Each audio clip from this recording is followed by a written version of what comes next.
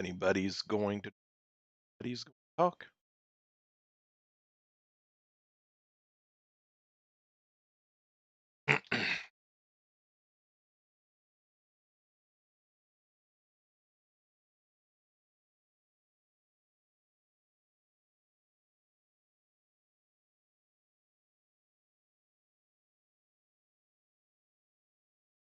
Not going to be doing any gaming tonight. I decided to just a creative stream or a design stream based on the co-op game that I've been working on past 2-3 weeks. Been on and off. Hasn't been the focus of my attention. Most of my attention still being on getting the few videos out. I've got an Exterminator presentation, an Incubus presentation, and a Crab presentation ready to go. Probably record Exterminator and Incubus this weekend. The week after that, I'm ready to go with the Crab, and I was wanting to do the Panther. I'm gonna see if I'm still gonna go with that or just go with something else. Not 100% sure.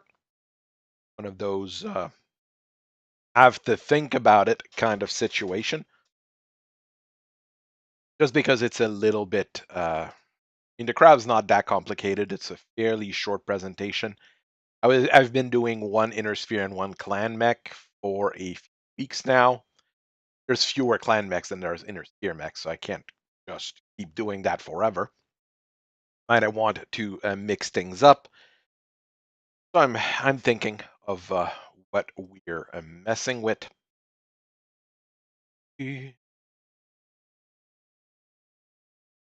Just looking around for a minute. I am not advertising this everywhere. I'm just advertising it in places because it's nothing to do with directly with BattleTech, so I'm not going to spam BattleTech locations for it. I'm not going to be pushing it anywhere else either. There's a few people that I've already talked to. We've been able to brainstorm a few ideas over the game. The basic idea is really to try to have a co-op game where humanity and Evan are the good guys, and the forces of L and all related things are the bad guys. And not have that very gray tone, grim dark kind of feeling that you have in a lot of games. Have something not super upbeat because we're still talking about a war against L, but something a little bit more upbeat in terms of the presentation of it. It's not going to be like a dour, like let's say that new one, Trench Crusade, people are talking about a whole lot. That's basically a response to that as well, because Trench Crusade decided to tell people they didn't want them to buy their game. So, when that happened, uh, I just went. Well, they don't want us as customers. We're not going to buy their game. That's the easiest thing to do. And I was already very, very much on the fence about the game because I didn't find it very exciting. There was nothing weird, nothing special about it. It was a very basic game with nothing that would excite me in a way within it, which is a little bit weird. I guess, because normally I get excited very easily for these types of games. But here it was just another game about uh, dour war and it being grim and shades of gray and shades of darkness, and nobody being the good guy and everybody being the bad guy. So not the kind of thing I'm espousing anymore. I add that worst setting in history that I was working on, and even that was, well, not super tongue-in-cheek. The idea was not really for it to be tongue-in-cheek. It was to be serious in how evil and bad everything was, and it was not meant to be shades of gray. It was meant to be purely dark, not a situation where you can find hope somewhere. Everything was supposed to be awful. So I've been playing around with going a little bit more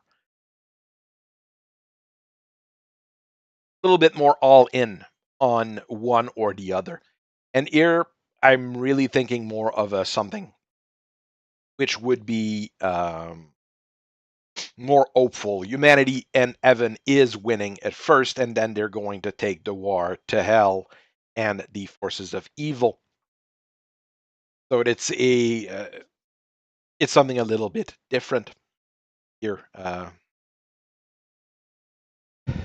It's a bit hard to explain that some of the ideas that brought me to this in a way, because it's just a feeling I get when I look at a lot of gaming right now. Not only do you have that political stuff that keeps being dragged in, which I want to try to avoid if I worked on a new game or a new setting or a new idea, try to ignore that or not go in that direction. And another thing is a lot of games end up being very samey. And by samey, I mean you look at the setting, you look at the ideas behind it. It's either a reskin of D&D or a reskin of Warhammer for a lot of things. Well, Warhammer 40K for a lot of things. We're lucky with BattleTech that it's still its own thing. But even there, we are starting to see some creeping influences trying to bring it more towards that either the very Star Wars kind of situation or a very 40K kind of situation. So it's not a place that I would want not most games. I would like games in that situation, yes, but there needs to be something else. And the idea here is really to have that something else as a co-op game, something where the players fight against the board rather than fighting against each other, and with different objectives that they need to achieve in order to succeed. The base idea here would be if I were to sell box sets or anything for this year, you would buy your own army. Let's say you go and you buy the armies of heaven, you buy the Archangel Michael and a group of angels that's going to help him fight demons. Very simple. You buy that box. In the same box, you get your 100 points of angels and you get 100 points of bad guys. And when you go to a game, you bring your angels and you bring your bad guys. Put the bad guys down. Your friend that brought his British army puts his British army down and he puts his bad guys down. Everybody that comes in, you got 2, 3, 4 friends. You all come in, you all put your army down and your bad guys down. And at the end of the day, the board will be whatever the bad guys you all brought together to play with. So there's nobody is playing the demons or playing death or entropy. What they're playing is their own decision of a humanity army, an army of humans, or an army of heaven, which will be different divine creatures from the standard angels of the Bible to ancient Greek gods, ancient Roman gods, um, Chinese divinity, Quetzalcoatl, something along those lines. You'd be bringing in your the different factions of what could be heaven to fight against various forces of evil that are trying to destroy humanity. The idea would be as well that everything is for the board procedurally works procedurally in a way rather than having a player control the enemies. What you would have is, well, yeah, I made a list of some enemies for L as an example.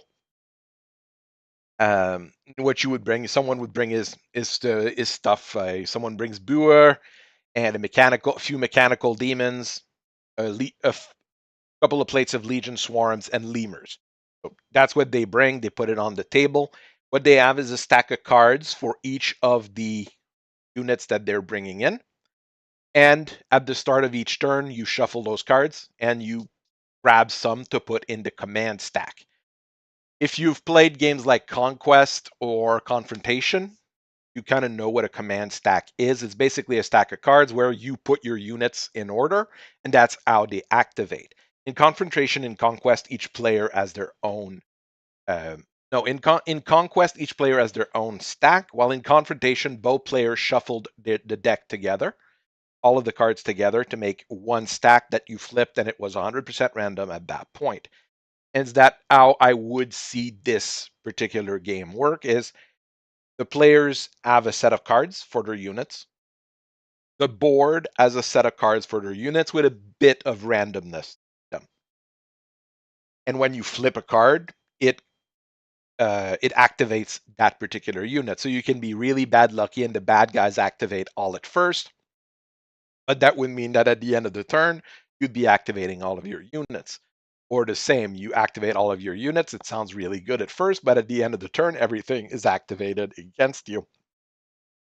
A little bit more of a I think it's a fun way of dealing with initiative, and I would actually implement this in BattleTech as well if I could or knew how I would do it.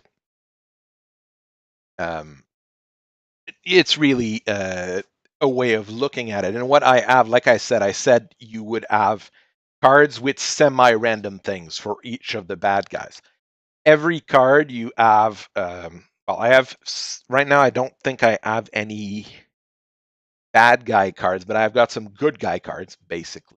It kind of shows how it's going to go, at least for the good guys. You've got a stack effect, which is you put the card in the stack, it does this. In the case of James O'Toole, Pacific veteran, he's a US hero.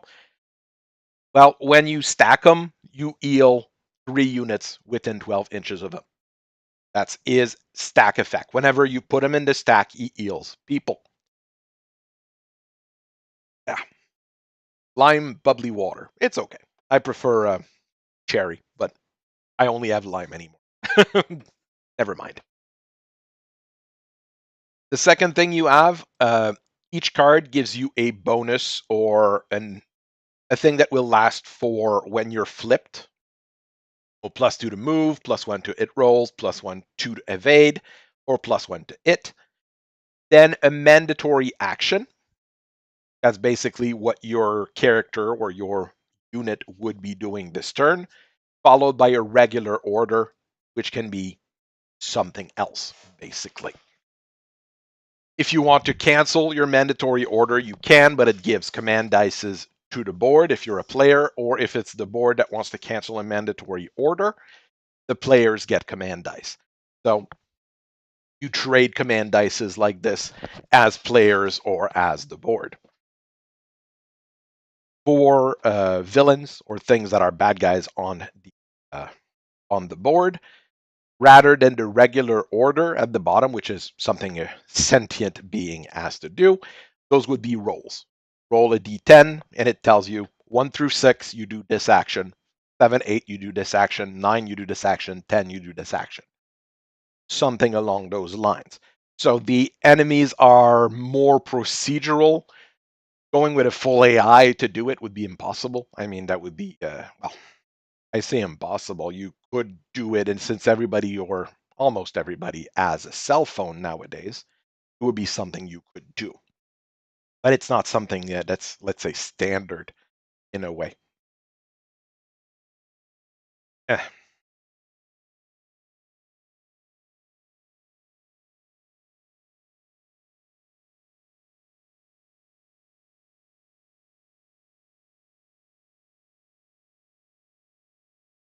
All right.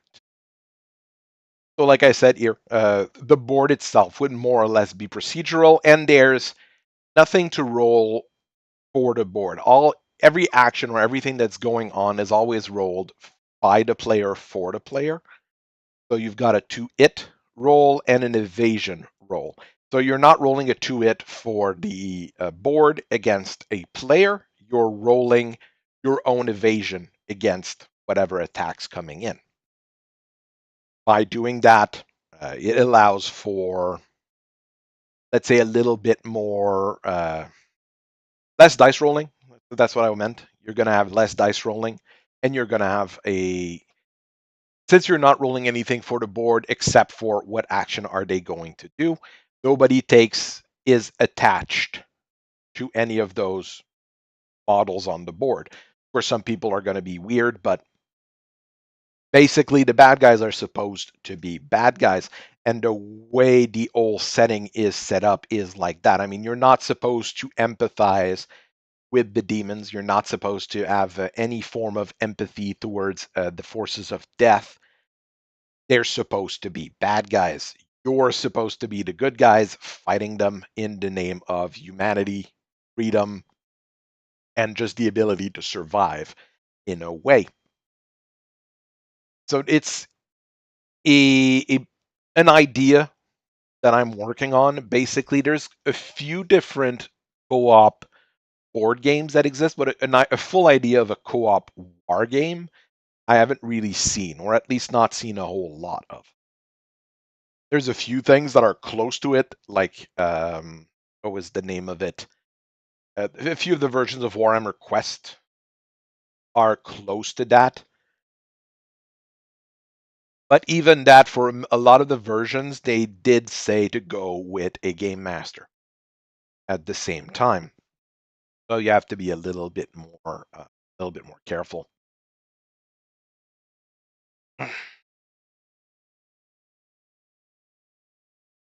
Hey Mobius, how you doing? I have some ideas. I've already written out like some rules for the system. As you can see, I already got like character cards or whatever, like what it would look like. Of course, none of the numbers are really set in stone. I haven't started rolling a whole lot of dice for this yet, but a lot of those things, they just kind of make sense in my mind, or kind of have an idea of where I want it to go. In basic things like movement, to evade, armor, which is how you calculate how much damage you take. It chart. Most models and most units will have well, for the heroes at least, or the good guys, you're going to have a hit chart, and some of the hit charts will have a close call situation, where you basically get it but you dodge, basically. Yeah, I'm fighting against the Trump commentary, but it's also part of why I want to do this, because some people might not want to be in that whole mindset right now. I think a lot of people are going to get eaten up because of those commentaries and those things. And it might be an idea to just cool down and talk about something else, or talk about hobby, or talk about games rather than politics. I think it's a better idea sometimes to just take a step back and do something else.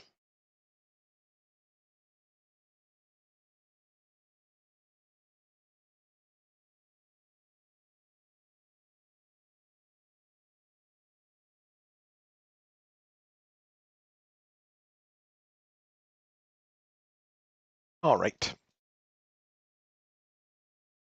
So I just discussed a little bit of how the system, at least how I think the system could or should work. And of course, I'm going to. I, I can't do everything by myself, or I can try to do everything by myself, but at some point, I will be asking for help or needing help to get things moving in the right direction. Even though I have a decent knowledge of World War II and the surrounding setting, there's bound to be things that I'm not perfectly aware of, or things that need to be improved on. So I'm just playing around here. The U.S. forces, there's still stuff that I'm missing, but I went with 3 of each of the different types of units. You've got different elite troops, different special troops. Each unit army would have some vehicles. and you go with World War II material. It's pretty easy to get World War II models at all sorts of different scales. You can go with Flame of War, I think is a 10 millimeter scale. There's 6 millimeter World War II models that exist. There's the old and still one of the best Axis and Allies minis that had great World War II models as well. It was a bit of a weird scale because it wasn't like representing infantry 1-for-1, but it was a good game and the models were actually pretty fun to mess with at least. Um, Flames of yeah, I talked about Flames of War. There's a Bolt Action from Warlord Games that I've done a few reviews for on the website. They've got decent enough kits. I would need to play with some of their other tanks because the Italian M13 M14 is a bit of a mess, but that's because it's a pretty small tank and I must have messed up when I built it. I'm pretty sure I messed up somewhere and I just don't know where. While the Autoblinda A-Beat 41 was really nice to build. Perry, Perry Miniatures, they're a company in Britain. In it, and they do really good World War II models as well, and historical models in general. They're a fairly cheap company if you want to go and get some historicals. They generally have decent enough deals. I say cheap, but I mean it's cheap for British imports. I think it's about $18 for no, £18, so about $30 for a World War II tank, which is a pretty decent price. But then you have to import, and who knows how that's actually going to go. Anyways, so it's started off as a World War II setting, but as with any good setting or any good idea, it's a thing that can move forward rather than Warhammer, where it's pretty much static. We're looking at a system that would be more flexible, closer to BattleTech, where you can have eras. Um, Actual World War II, the post World War II era, which is where the game will start in terms of the lore, at least at my idea right now. Then you could move forward from there and expand the game and expand the universe. It's like I said, I keep saying it's an idea, and you go with a basic system like that. So basically, how the lore works, I've got a few different lore documents going. The unit listing is pretty straightforward, is what I was thinking, like what I need to have for the first, like if I want to release the game or have someone play test the game with me or something like that, like what would we need as far as some of the units? While the lore is easy to write. The problem is you need to have it make sense, and it gets a little bit confusing at times, I would say.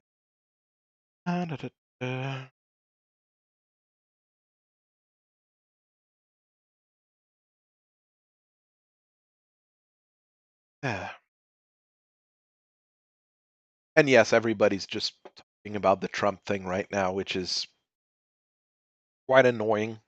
Not because I don't like a good bit of drama, but actually I'm trying to move away from a lot of that drama because it eats up a lot of time and it eats up a lot of energy. So I'd rather work on new settings, rules, new games, and try to move past that.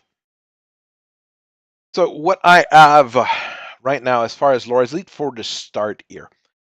It's World War II. We get to March 1942. Rommel and Montgomery are fighting in North Africa, the African campaign, and that's where the first Archduke of El, the first Prince of El, bursts out with his legions to invade Earth. A pretty nasty situation at that point. Montgomery and Rommel joined forces because they realized that they wouldn't be able to fight the demons alone. So they fight a fighting retreat, they keep moving, and they get to Tripoli, where they join up with Italians and other Free French and other forces that were also fighting the demons to stay in Tripoli. And they decide to make a last stand there. As they're fighting and things get really, really nasty, Archangel Michael comes from Evan with horns and everything and an army of angels. And they manage to push back the forces of Mammon and basically save the day. It takes a little while. The Axis and Allies forces recover. That's the fun thing, Nicholas. I'm trying to leave that in the back for now. I don't have a clear idea of what I would want it to be, why the demons would have come. There could be a million different reasons. And at first, I think the idea would be to have it remain a more or less mystery. Just so everybody can make up their own ideas. And then when the game's down the line a little bit and you've got a few things going on, you can come out with a better explanation at some point. And then people would be like, oh, well, that's what really happened. It helps build the mystique around the game rather than explaining all of it at once.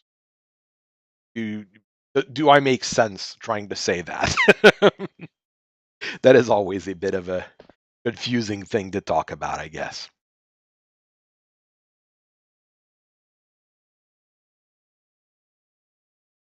So the Rommel and Montgomery managed to survive, but then we learn that Berlin was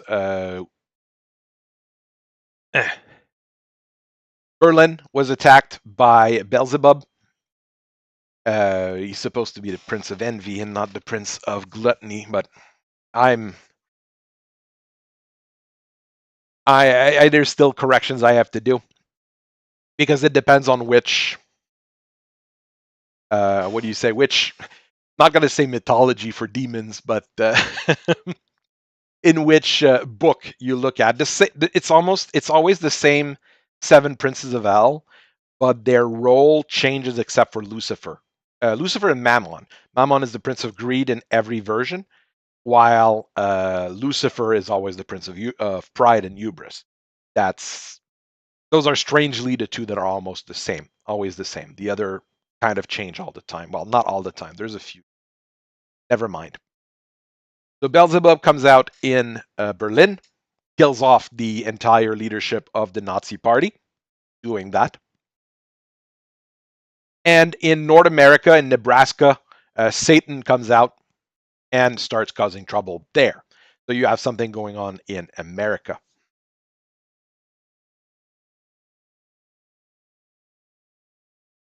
If we start building up and we start writing a bigger lore traits, basically, if this is first drafts and stuff, it would be a good idea to have potent omens, happenings, things that gives you an idea of like, yeah, something's going to happen, but we don't quite know what. And I mean, the Prince of Envy coming in Berlin kind of makes sense if we go with portents and omens. It kind of works with that. So you have that going on there.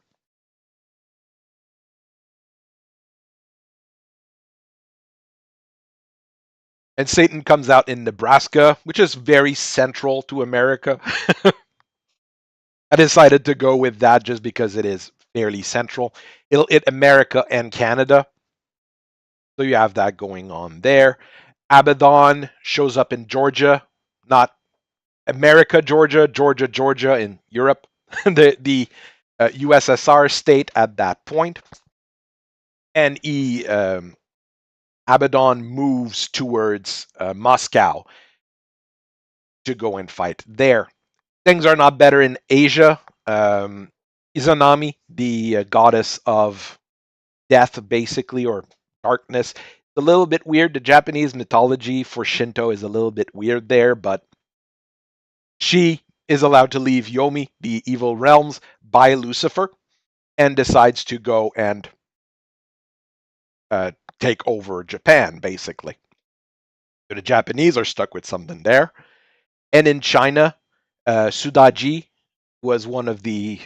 She was an concubine slash empress in an early imperial era, but she's generally depicted as a fox demon. Wants to get her empire back, so she starts and fighting in China. This is where Stalin was from. I went with something that's a little bit central once again. I mean, I could have gone with just Siberia, but I mean, then the demons would have like nothing to do for like 600 miles before they get to fight anything. But it is Georgia was fairly rich and fairly important, so that's a good place to break it down.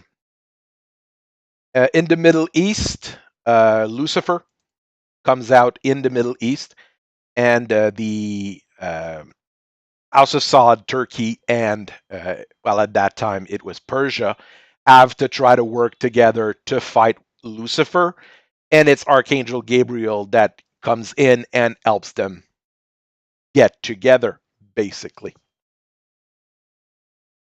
I'm not sure what I'm going to do with Stalin. I'm not sure if because I'm killing off a few of those fairly bad people from that era. Like I said, the entire Nazi leadership is cut down, except for a few generals, Rommel, Guderian, Holbricht, a few of those there that you can name drop, and that's most people are not completely opposed to, let's say. Um, for China, Mao Zedong gets killed as an example. I'm not sure if I'm gonna. If I kill Mao, I might not kill Stalin. Then again, he was already pretty old and was going to die soon after the war as well. But there is that there. But I mean, there's all sorts of things that you do need to think of. Um, Not just in a way of do I want to have my politics pushed into it? I don't want my politics to be pushed into this, so I'm trying to be as even-handed as possible. Try to make things realistic and make things um, also surprising to some people. Interesting way of putting it. South America, Asmodeus comes in South America, and it's Quetzalcoatl, the winged serpent, that comes and rallies the various states of South America. South America is a very fun place in that day and age because they didn't participate in World War II a whole lot, but they actually add a fairly most countries had fairly massive militaries and lots of resources that they could have thrown around but never did. So I went with another demon prince breaking out there. The Indian subcontinent, um, crown colony. Basically, there's already demons and Ashuras around there, but there's a new avatar of Vishnu, Brahma, and Shiva that is also fighting them. And India actually becomes the capital of the resistance because that's where there's the most resistance, and it's the best organized by those three gods. And after about 5 years, in 1948, about let's say, humanity has secured Earth as much as they could. There's a massive conference in New Delhi where they sign a new agreement, peace treaties between the various nations to try to get together and fight the forces of L and the forces that are associated with L, because other things have also started happening at the same time to try to get as many different options as possible for the players and the things to fight. And a few different things to have a little bit of depth in the game, in a way, just to have something to work with. So the basic bad guys will be the demons. That would be the most basic thing that you would be able to get. And I mean, 3D printing demons is fairly easy. There's quite a few different STL providers that have all sorts of demons for D&D, all sorts of demons for all sorts of games, and you can just mix and match in these kinds of situation and do what you want. Got these 7 princes of hell that have all come to try to destroy humanity. They've got all sorts of creatures working for them, and they go around causing trouble, basically. The demons also have generally the evil gods of other pantheons working for them. Yeah, and the ancient Chinese demons, ancient Japanese demons. You'd have demons in South America as well, in India. Those actually like truly evil monsters from mythology. You might have them form together with the demons. The reason why traveling the seas is really dangerous is because Leviathan also came in the name of the Prince of Gluttony, and the first thing he did was actually eat all of Honolulu.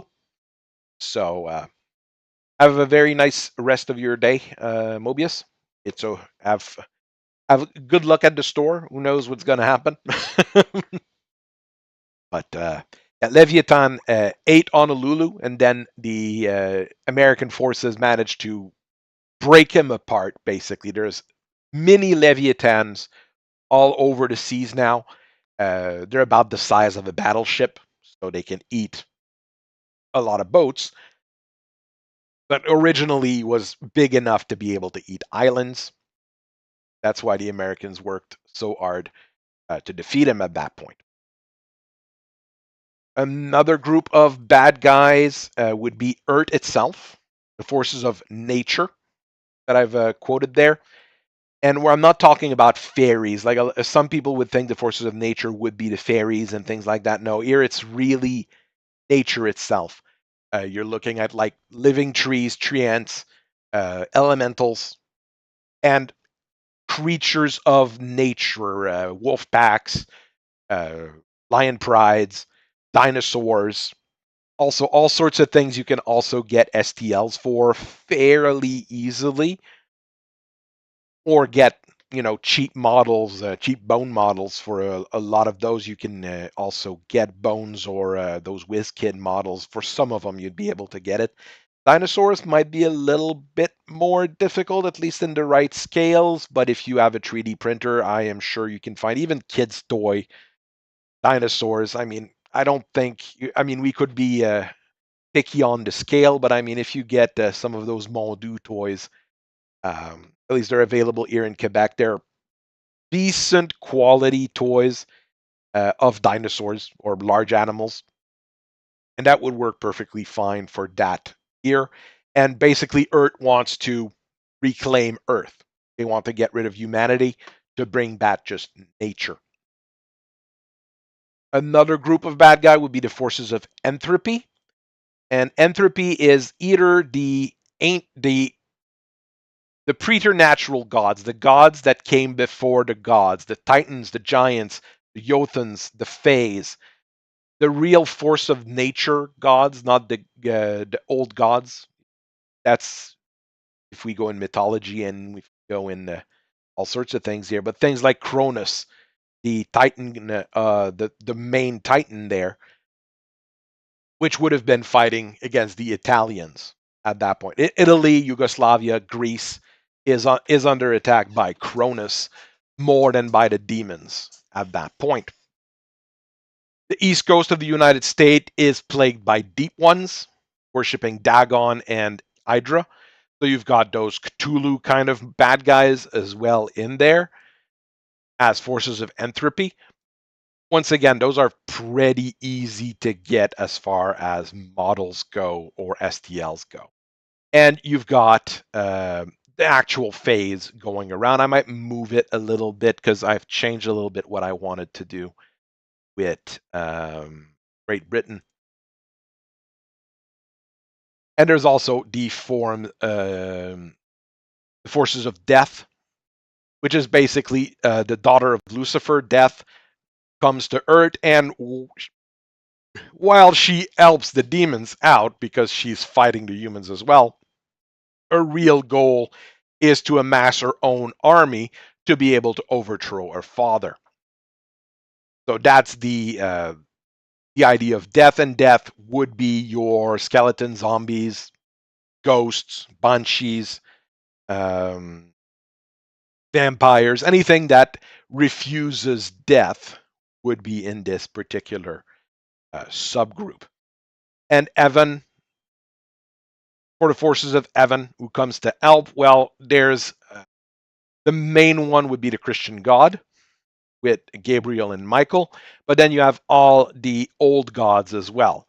Mars leading a defense of Venice, Hermes in Greece, Odin rescuing the Germans in Bonn, Quetzalcoatl, we already talked about, the forces of the Hindu gods, the Japanese gods coming as well to go and save Japan. So when I say forces of Evan, it's not just clearly the Christian idea of Evan, but the general good gods that come to rescue people. And here, it's not an idea to try to push theology or mythology on anyone. It's just we put everything in, and it's easy to just enjoy a game like that. So I came up with a few different ideas.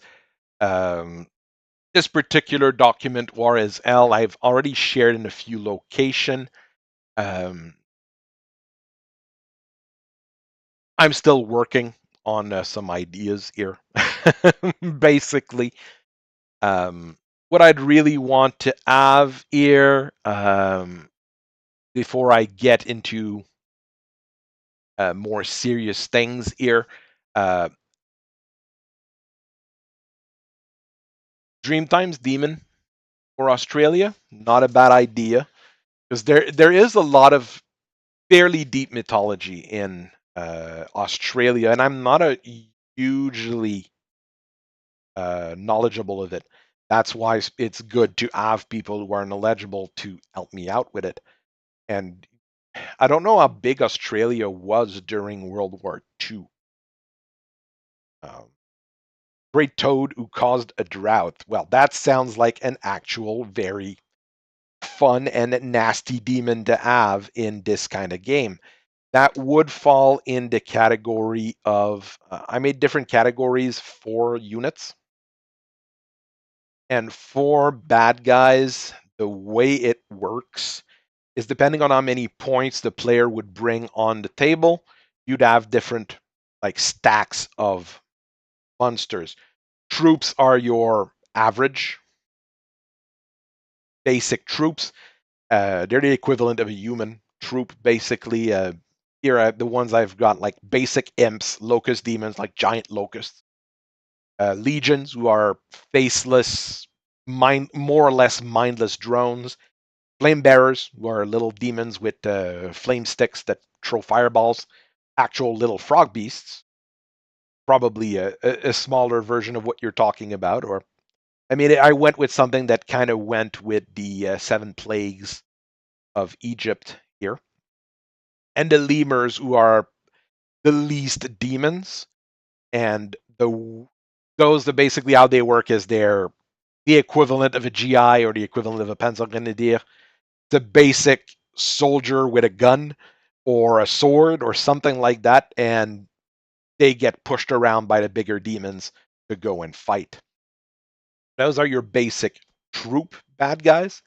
When you've got enough points on the table, about let's say 50 points of units on your side. A bit like Canada. I mean, well, Canada was a huge producer of equipment. Australia, I don't know if you guys industrialized as much as Canada did. during that period, but we got help from the US to industrialize, so that helped there. So yes, solos are your average threats. They're the equivalent of a pretty tough bad guy, an ice demon, a fire demon, a mantis demon, something a little bit big that you would need to concentrate firepower on in order to take out. Lords are what you would normally, if you have a normal game with 2 players, maybe you'll have a lot of troops, multiple solos, and maybe 1 lord. So the two players will be like, okay, well, which one of our lord do we put in? For the demons, I went with the Summit of 72 Demons of the Key of Solomon. Some of those are really funky if you start reading the this book. Buer being the lion with 6 legs around them, and that one's the weirdest one, I think, and at least the ones I remember easily.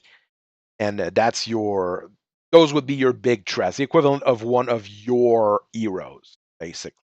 And masters are, if you're doing a big game, let's say with 4 players, 6 players, you'd have a master, which is an incarnation of one of the 7 princes of hell. Gives you a big idea there. Same with the forces of nature. With the force of nature, your troops are basic animals and some.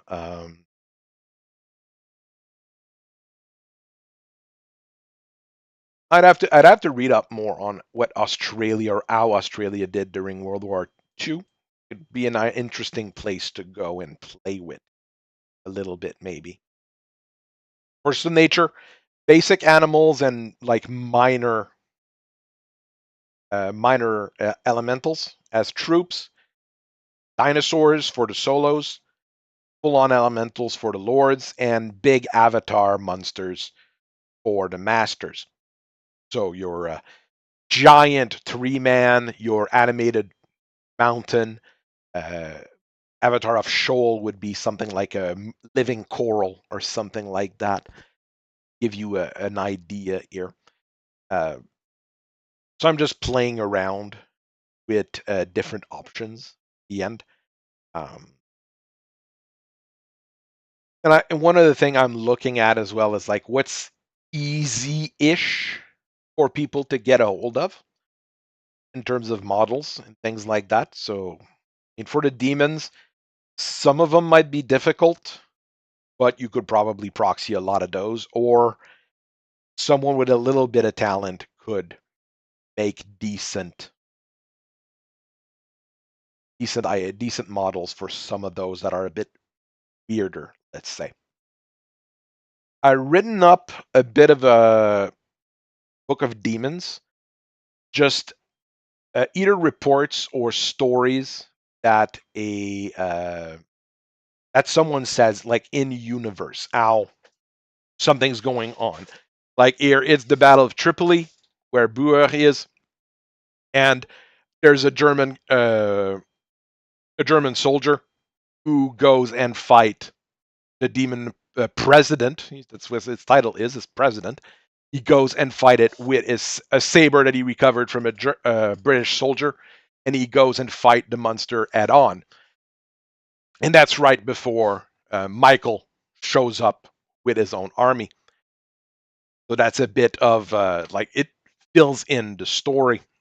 We've got a story of a U.S. veteran a U.S. Marine veteran where he doesn't know where he was at. The Japanese he's with now doesn't know where they're at. The Japanese and the Marines just started working forever together because they didn't have a choice on that island, and they get attacked by Fornius, which is a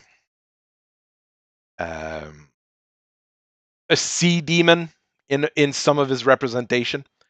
So he shows up, they fight him, and they get rescued by forces coming from the Enterprise, which is now a group of Japanese and U.S. airplanes coming to rescue them. So you have, once again, something that builds you a bit of idea of what's going on, and starts showing like, yeah, they're, even though they were enemies, now they're working together because they don't have a choice. Some Italians fighting against Barbatos, who's a, how do you call that? He's always represented as a king with a surrounding, basically. So it's an artillery guy for the Italian forces, and he just says it like, okay, I saw the guy and I started shooting flak shells at him to try to beat him. So you have a bit more information for the more, well, for the major demons and the other demons. It's just more reports that someone would give about that kind of thing. So you have something about the flame demon, the ice demon, each of the demons. That I think I don't have a thing for the incarnates or the big ones, but I think I've got something for all the minor demons already. So it would give us a bit of an idea if someone wants to jump in or wants to help me out or wants to work on this. Um, they would have something to work with. At first, everybody would be allies of convenience. They don't really have a choice but to fight. The Japanese have to work with the Americans if they want to survive. Same with the Germans and the British in Tripoli. They didn't have a choice. It was you fight the demons or everybody dies. So they decide to work together.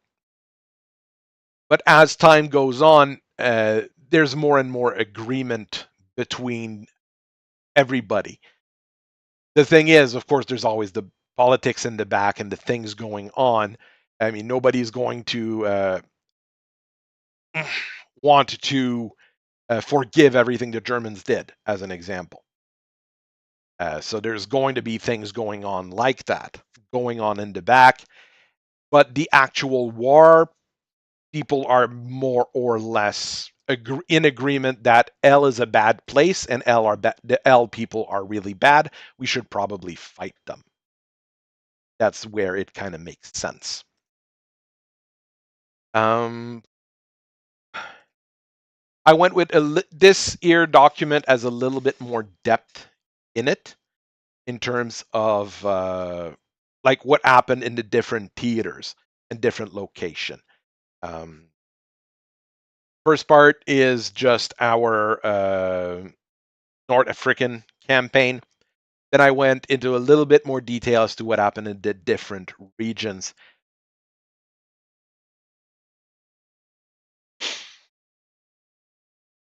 So in Germany, like I said, Beelzebub shows up. The German leadership decides that they're going to negotiate with them, and they just get wiped out.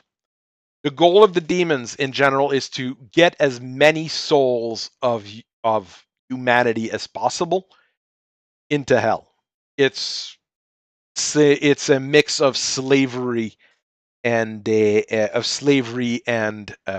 empowering themselves. Hell can't be united. That's one thing.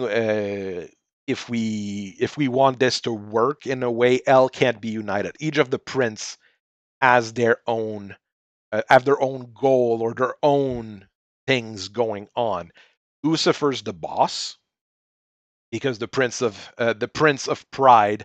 The sin of pride is the biggest of the sins, and Lucifer's been their boss for the longest time. But everybody wants to take his crown. In the same kind of way you've got it in a lot of other stories like Star Wars, where the apprentice always wants to kill the master. It works the same way here. Mammon, Beelzebub, they all want to replace Lucifer as the top guy and then topple Evan. The idea, the real goal of the demons is to take over Evan. That's their real goal. Fighting the humanity and gathering souls is a means to an end, and the end is to take over Evan. Death, on her side, she wants to topple her father. Are we a currency or an energy source? Well, that's a question the humans are going to have to try to figure out. That's, once again, give it a little bit of mystique. Like, why are the demons wanting so many souls? Are they turning human souls into demons to feed their armies? Is that what they're doing? Or is it a currency that they're trading? Or is it an energy source for their whole organization? That's a mystery to give people when they're dealing with the game. And a thing that you would probably reveal down the line or try to keep as mysterious as possible. So people would have that always those questions coming up. Earth is one of the fronts in that war. There is the regular war in El and Evan, but there's also all sorts of other earthly realms throughout reality. And when humanity decides to help Evan at the conference in New Delhi, they agree to help Evan in all of those other earthly realms as well, because it's the first time El broke loose on a planet, and they were actually able to fight back the forces of El on a planet. So now Evan's ready to help humanity and bring and go fight on other worlds and other locations. Everywhere a demon came out is a pit of El, which is a gate from El to Earth, and they can be closed or they can be at least contained. The advantage of Evan is that they can come just for now, just about at will, because humanity lets them come in. Opposed to El, where El needs to break through. Forces of Evan are coming freely in because humanity not only wants their help, but is accepting of them. So there's no real portal to Evan. There are gates, well, pits to hell. There's no real portal to Evan going on either, because things can just flow from one to the other. Humans can't go to Evan without the basic rules. Where is God would be another question here. And like, if God exists, if the Christian God is there, why are the other gods there as well? Those would be questions that people in the setting would have. And there would be questions here. The angels are very clearly working for the Christian God, however, and they do refer to him as that entity here, either Yahweh, Jehovah, depending on where they are, who they talk to, they will refer to him as the boss, basically. And even the other gods, Odin, Mars, when they refer to the boss, it's going to be that more or less nebulous entity of God himself. A bit of a way to not to still have like that idea that there is a supreme being, but not go into how can I say, not go in a very specific way here.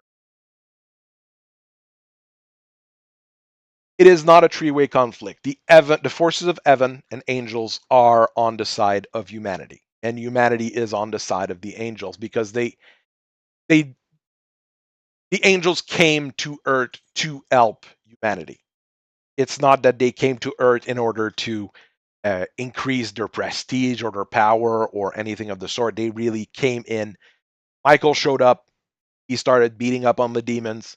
And then he was like, okay, humanity, let's rally up. Let's get together. Let's try to figure out how we can keep pushing and keep winning this battle and this war against the demons, as they are bad guys.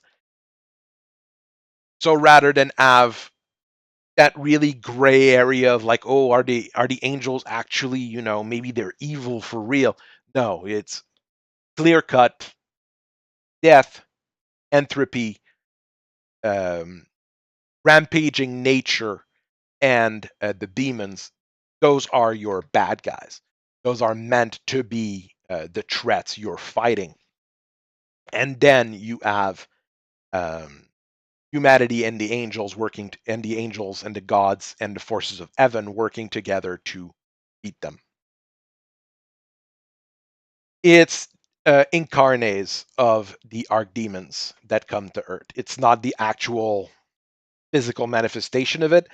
And most of the time, when you're dealing with a heavenly being, it's the same. It's an incarnation of that heavenly being. For Hindu myths, it's very simple because in Hinduism, avatars are a simple thing. In most other mythologies and in most other elements, it doesn't include that. Um, but it would be an incarnation of that being. So there could be multiple versions of them as well. And just like with Leviathan, if if it was the actual main demon showing up, if you defeated him, it would shatter him into shards of smaller demons, basically. He, would humanity be able to defeat a demon prince? Probably at some point in the story itself that would happen, and that would be like a major event in the meta plot.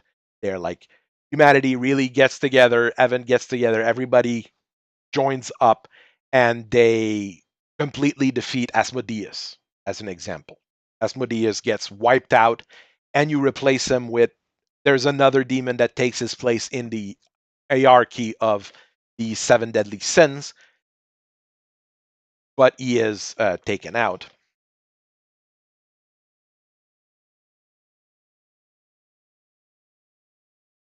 All right.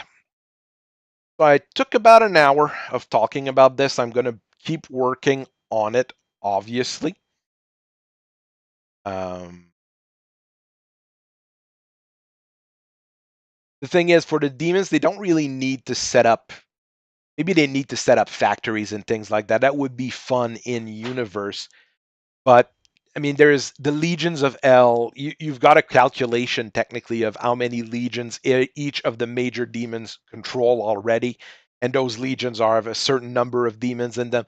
If you go in Christian mythology, it gets really in some of those Liber Demonis and the Key of Solomon. You can get to some pretty fancy stuff, and the armies of Hell are massive, basically. The thing is, whenever a demon is defeated, he is banished, and if you read Milton, in Milton, it really says like when the angels and the demons were fighting in heaven, they were just fighting and killing each other, and they just were reborn because they're just entities like that. When we be taking out a major demon as an example here, it would be a complete destruction of its shard, of its essence. So that demon would no longer be on the table, basically. Just take him out completely. Would be a little bit of a nasty situation when it happens, and it would be a game changer when it's a major demon. It would be a game changer, and you could do the same thing with a major an angel or a major god at some point. Have them die a heroic death doing something incredible, take that character out, and it would move the story forward. That's a question to ask. Is there a time period for the banishment? I haven't thought of that yet. That's just outside of what I've thought of at this point. I'm still trying to piece things together and make sure like things are, working and congealing together, let's say. Um, and I've got the basic fronts I'm starting to have a decent write up on, or at least like a base idea what's going to happen in Germany, uh, what's going to happen in the British Isles and France. Technically, it's France, Spain, and the British Isles. They're all stuck in a war against death. In that case, and North Italy is fighting against Cronus. North America is fighting against both the deep ones on the East Coast and Satan. Yeah, Satan in Nebraska. The Pacific Theater, the coming of Leviathan. Island theater I haven't messed with yet. Japanese theater, what happens in Japan, where the